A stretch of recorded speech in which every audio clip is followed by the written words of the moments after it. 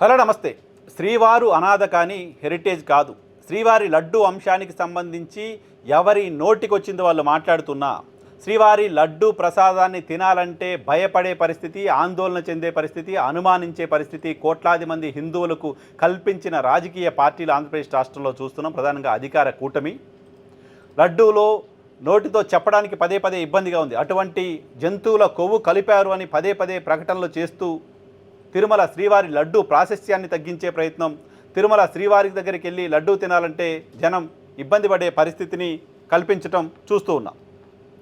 So ఇటువంటి పరిస్థితుల్లో శ్రీవారి లడ్డూ పైన ఇటువంటి తప్పుడు ప్రచారం చేయొద్దు అని అడిగే వాళ్ళే లేకుండా పోయారు. శ్రీవారు అనాథ అయిపోయారు. శ్రీవారి లడ్డూ కూడా అనాథగా మారిపోయింది.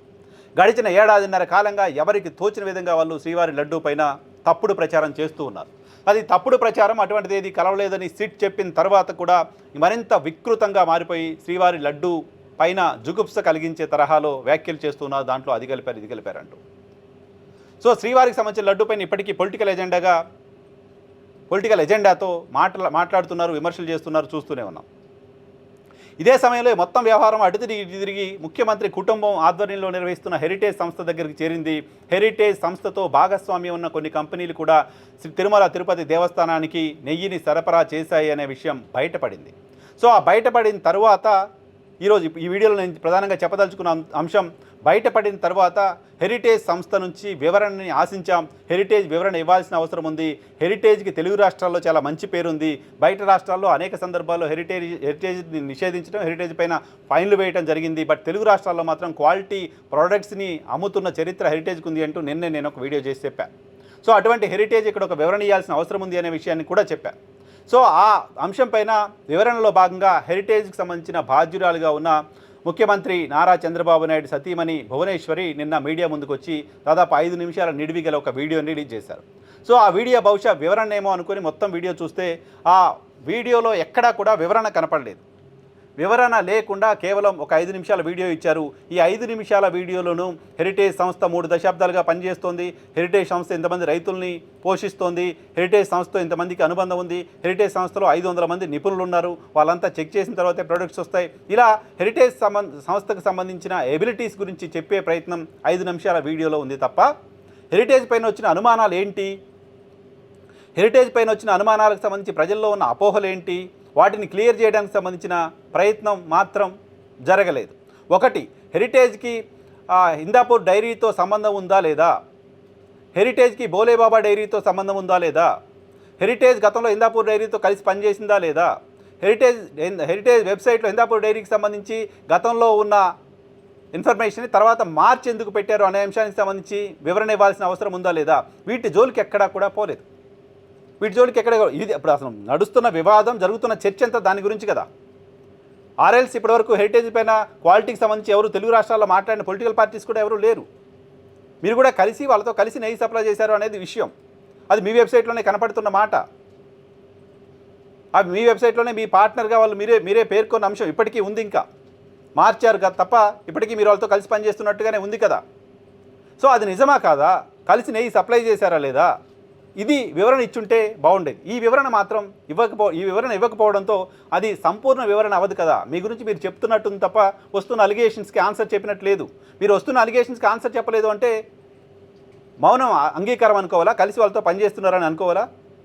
సో వాళ్ళతో కలిసి పనిచేస్తున్నారు కాబట్టి ఇప్పుడు మాకు వాళ్ళకి సంబంధం లేదని చెప్తే ప్రజలు నమ్మరు కాబట్టి ఆ అంశాన్ని జస్ట్ వదిలేద్దాం, స్ట్రాటజిక్గా కన్వీనియంట్గా వదిలేద్దాం అనుకున్నారా, తెలియదు.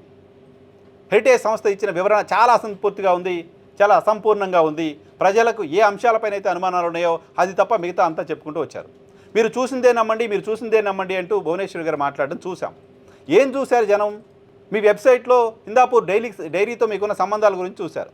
మీ వెబ్సైట్లో ఉన్న ఆ సమాచారాన్ని మీరు మార్చడం చూశారు. బోలేబాబా డైరీతో హెరిటేజ్కి సంబంధం ఉంది అంటూ సిట్ రిపోర్ట్లో మెన్షన్ చేయటం చూశారు. అంతేకాదు ఇటీవల హర్యానాలో మీకు సంబంధించిన ఒక పెరుగు ప్రోడక్ట్లో కల్తీ జరిగింది, లేకపోతే నాణ్యత లేదు అనే అంశానికి సంబంధించి మీ సంస్థకు food safety standards authority of India ₹1,00,000 fine వేయటం చూశారు. ఆ ఫైన్ వేయటం అబద్ధం కాదు, అది ఒక రాజకీయపరమైన సంస్థ కాదు, మీ సంస్థకు ఫైన్ వేయటం చూశారు. గతంలో కొన్ని రాష్ట్రాల్లో మీ సంస్థ పైన నిషేధం విధించారు అనే అంశాన్ని ప్రజలు ఇప్పుడు తెలుసుకున్నారు. వీటికి వివరణ ఇచ్చి ఉండాల్సిందే. హర్యానాలో ఏం జరిగింది, ఎందుకు నిషేధించారు, ఎందుకు ఫైన్ వేశారు, దానికి కూడా ఆన్సర్ చెప్పి ఉండవలసింది. దానికి ఆన్సర్ చెప్పలేదు. హిందాపూర్ డైరీతో ఉన్న సంబంధాలకు సంబంధించి ఆన్సర్ చెప్పలేదు. ఇవేవీ లేకుండా మా సంస్థ చాలా గొప్పది, మేము 30 ఏళ్ళుగా పనిచేస్తున్నాం, ఇంకేదో చెప్పారు. 500 మంది నిపుణులు ఈ సంస్థలో పనిచేస్తున్నట్టుగా చెప్పారు.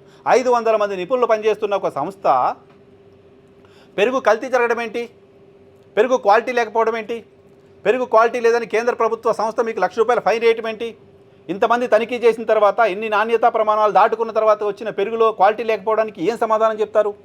ఇది కూడా హెరిటేజ్ ఆన్సర్ చెప్పి ఉండవలసింది కదా. కాబట్టి ఆమె వివరణ చూసిన తర్వాత, హెరిటేజ్ సంస్థ వివరణ చూసిన తర్వాత అసలు అంశాలకు సంబంధించి వివరణ ఇచ్చే ప్రయత్నం చేయలేదు, ఆన్సర్ చెప్పే ప్రయత్నం చేయలేదు. సరికదా?